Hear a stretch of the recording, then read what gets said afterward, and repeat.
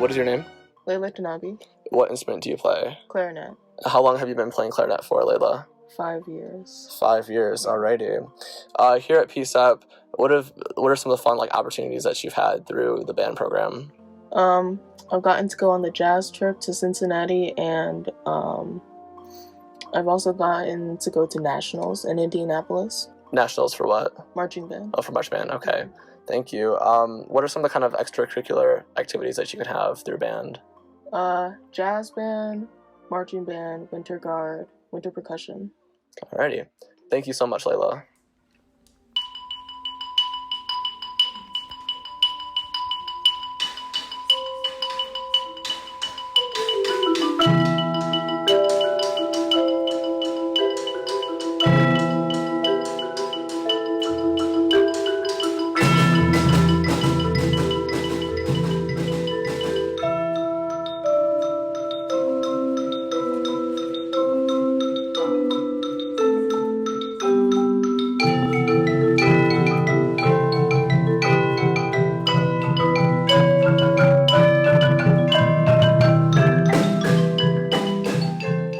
I'm Jordan, and I'm here with Ganeet. And Ganeet, how long have you been playing your instrument? What instrument are you playing, and how long have you been playing it for? I play the clarinet, and I've been playing for 7 years now. All right, it's a very long time. What's your favorite piece that you've played here in high school? Probably Sleigh Ride, just because the time we're playing it around it's really festive, and it's just fun to continue this tradition each year. Yeah, nice. And then the final question I have for you is, why should students join band class? Everyone in band is really welcoming and friendly and funny, and that's my biggest motivation to come here every day. And also, it's always fun when you receive a new piece of music and it's challenging and you're trying to work through it. Yeah, alrighty. Thank you for being here. Thank you. Mm-hmm.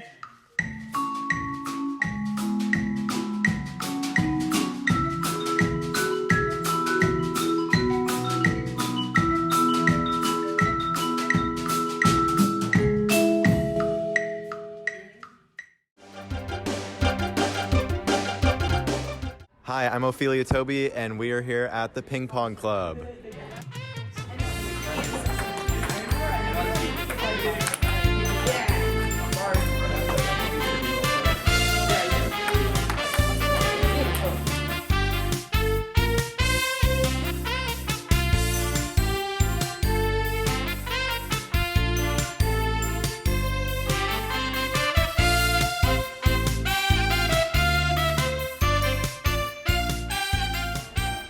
Hi, I'm Ophelia Toby, and I'm here with Jonathan Song.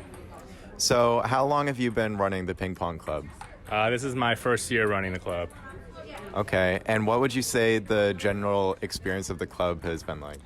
It's been a pretty chill vibe. People just come and have fun and meet one another and hang out.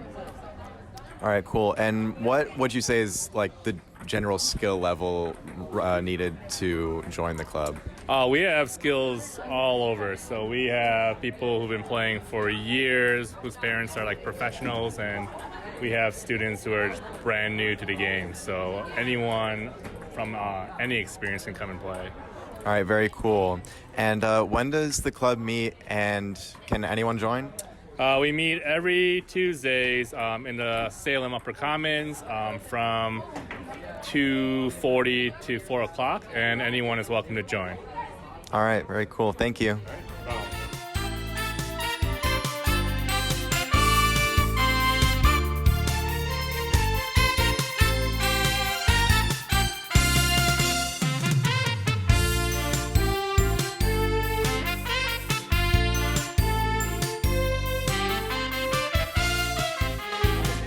I'm here with Ethan.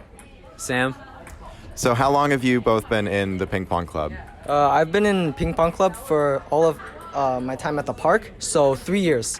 And for the first 2 years, I was the secretary, and now this year I'm the president. I've been in the ping pong club for my last 2 years at the park, and I am vice president as of right now. Very cool. So what would you guys say the general experience of the club is like? Well, I guess it's just for people of all skill levels to come and play ping pong. And yeah, just come every Tuesday, Salem Upper Commons from 2:30 to 4. and just no matter what skill level, you're invited to come. You don't need a paddle, you don't need a ball, we supply everything. And what are your guys' skill level with ping pong, and like what is sort of the general range of skill levels for anyone looking to join the club? I'd say I'm like beginner to intermediate, and that's around like the demographic we have here. So most of these players are just beginners, or a few are intermediates, like Sam here. And yeah.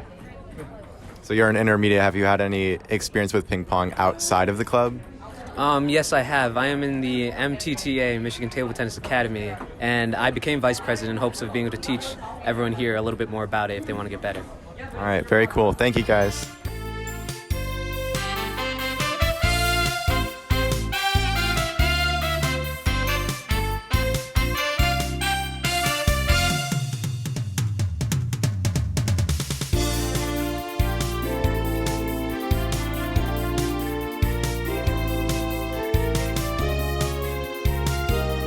Thanks for watching.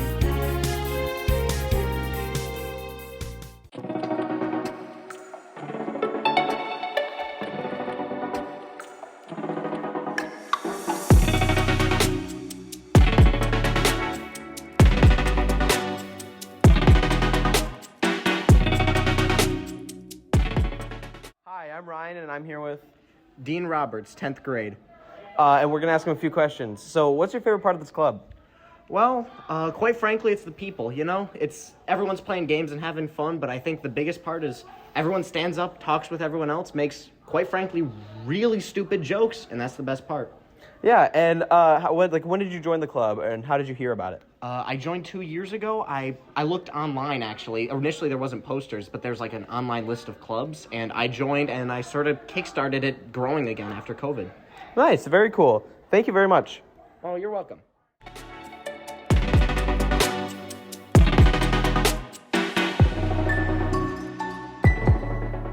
Hello, I'm here with? Mr. Long. All right, and why did you start advising the games club here? Why? I had a student in my class years ago who asked me if I could because the previous advisor wasn't doing it anymore. So that's how I got into it. Well, that was very nice of you to support the club for them. And when did you start? It's been a while. I don't remember exactly, but somewhere between 10 and 15 years ago. Oh, wow, yeah. All right, and what would you say to people who want to join this club, or why? Why should they? Well, if they want to join, I would say just show up on Fridays in Canton Room 107 from 2:30 till about 4. And why should they? If they like playing games and want a place where they fit in with people that have similar hobbies, things like Dungeons and Dragons, Magic the Gathering, video games, all kinds of different games, this is the place. All right, thank you very much. Yep, you're welcome.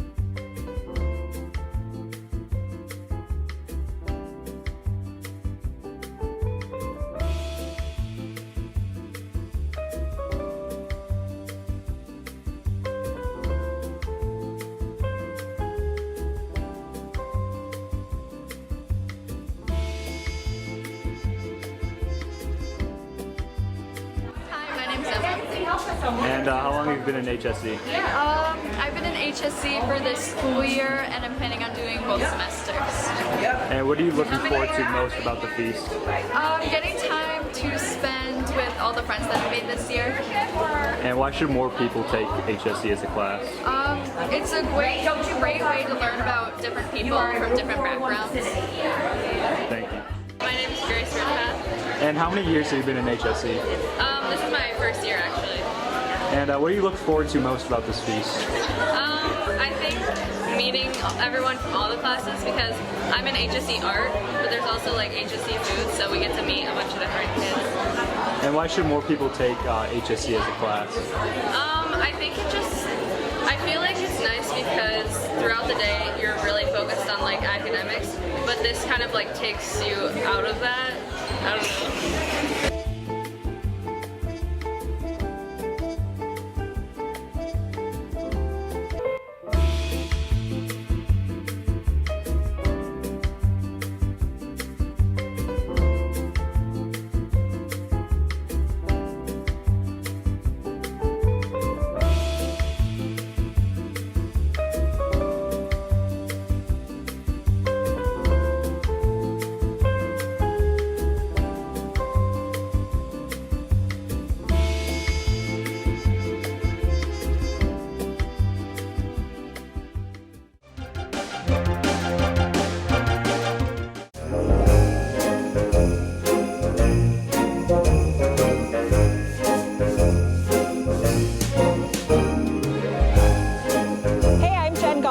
My name is Steve Lesko. Hello, my name is Sarah. I've been running the Turkey Trot for 10 years. I don't run. This is totally just for fun. Doing a new tradition with friends. This is my first time at the Arbor Turkey Trot. If it isn't obvious by the hot dog costume, this is my first time doing the Turkey Trot. I know nothing.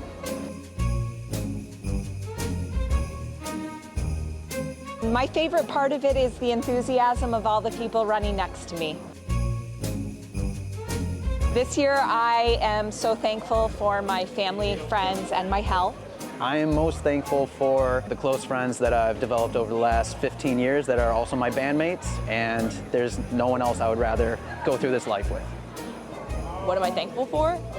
My health, the love of my friends and family, very grateful, the health of my friends and family. My favorite Thanksgiving dish is stuffing.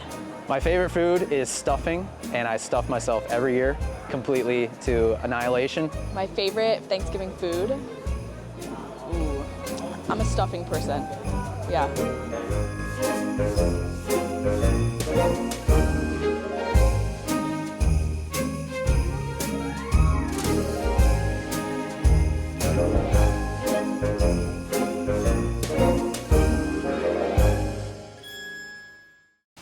Hi, I'm Gavin Lefevre here with Samya Aurora. And we're going to ask her a couple questions about her new book. I wrote this poem during Mr. Silverman's class in modern literature last year. A painting I chose to write about was Swans Reflecting Elephants by Salvador Dali. This painting caught my attention because it seems like everything in it has a double meaning and a reflection of some sort. A swan reflecting an elephant. Amid the sparkling blue lake's serene grace, swans glide, a vision of elegance and space. Beneath them, elephants stomp with might, two worlds colliding, day and night. In the swan, beauty, a delicate art, a reflection of dreams, each beating heart. Yet hidden below an elephant's might, an inner strength out of sight. Gnarled trees stretch their branches high above the swans beneath the sky. They mirror our conscience so deeply rooted, guiding us our fears and hopes reputed. The boundary, crystal clear and blue, divides a swan from the elephant true. Yet in life's waters we swim and drown, both in joy and when we wear a frown. Rock formations, jagged and tall, obstacles we must conquer to stand tall. Climbing through challenges we find our way to the person we're meant to be, come what may. Above the brilliant, mysterious sky, where ancestors dwell, where spirits fly. Every living thing, they seem to say, is a swan reflecting an elephant in its own way. So Samya, how did you choose the title of your book? Well, the idea for it popped randomly into my head one day during the summer, and these poems are really personal to me, so I know they will forever be engraved in my soul. So who inspired you to start writing poetry? When I watched President Biden's inauguration in 2021, I was inspired by Amanda Gorman's performance of The Hill We Climbed, and from that moment I knew I wanted to write more poetry and challenge myself to be the best poet I can. That's awesome. So when you write poetry, what things do you try to focus on? I try to focus on telling the story of a certain idea, person, or belief I have, and I try to also describe what's happening so that readers aren't just lost. So Samya, you had mentioned a teacher you had, Mr. Silverman. How did his writing class kind of influence your writing? He gave us different prompts that I wouldn't have thought of to write about before, and through his class I really built on my idea of storytelling through poetry. And here we have a clip from Mr. Silverman. So my favorite aspect of Saumya's poetry is the narrative style that she writes in.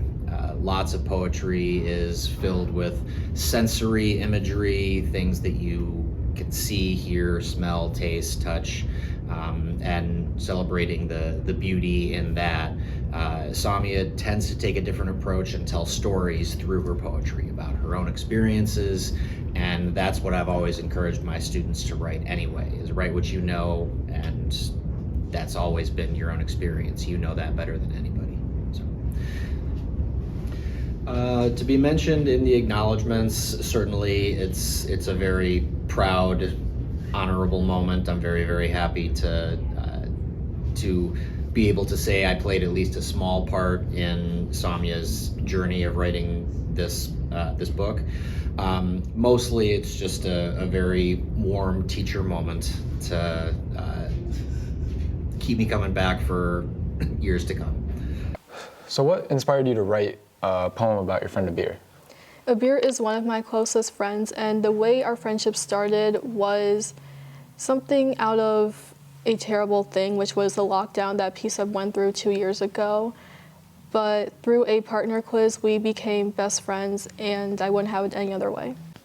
We also have a good clip from Arbor. Hi, I'm Arbor, and I'm one of Saumya's friends. Saumya actually wrote one of the poems in her book about me called The Great Gift, which is about how we actually became friends. So during sophomore year, Saumya and I were actually unexpectedly paired for a partner quiz, and that's how we originally became friends, and she writes about that in her poem. She shows a lot of emotion in her poem. She talks about how in the beginning we were kind of strangers, but later on I became one of her best friends. I'm really proud of Saumya for writing this poem, and I wish her the best for the future and her future writing as well. This poem is called The Great Gift. This poem is about one of my best friends, Arbor. I'm so lucky to have her as a friend. She has brought so much light into my life. Once you get to know Arbor, you'll feel like you've known her your whole life. She's my ride or die. The Great Gift. In the last class, every day felt the same. Math, a subject I seldom adored, yet in the front row my place to grow. An A earned a path toward more. Behind me, voices would chatter, converse. Amidst the math, a girl named Arbor, confident, witty, her words diverse. In her presence, my heart felt astir. Lockdown brought a partner quiz a twist. I found myself paired with Arbor and her friend. The quiz done, in certainty I insist. We aced it, the results to commend. Days passed, scores revealed, knowledge gained. Arbor, a note, her words sincere. Apology for a score not wholly achieved. But in friendship, there was nothing to fear. An A achieved, our bond held strong, from math's realm an unlikely find, the great gift of friendship, a melody's song. Who would have thought in numbers and lines, amidst equations, a connection to mend? In math's quiet depths where friendship shines, I found in Arbor a faithful friend. So when you write, what message are you trying to push to your audience? I hope that my readers can find a part of themselves in the poetry I write, and poetry is a great way to escape from anything you're feeling and to just put your ideas and feelings down on paper. This poem was written to my younger self in some parts and to my older self in others. It reflects how I've grown and if I've satisfied the younger me with how my life has played out. In the poem, I also wonder how I will be in the future and if I've accomplished some of the things I've set out to do. What would she think?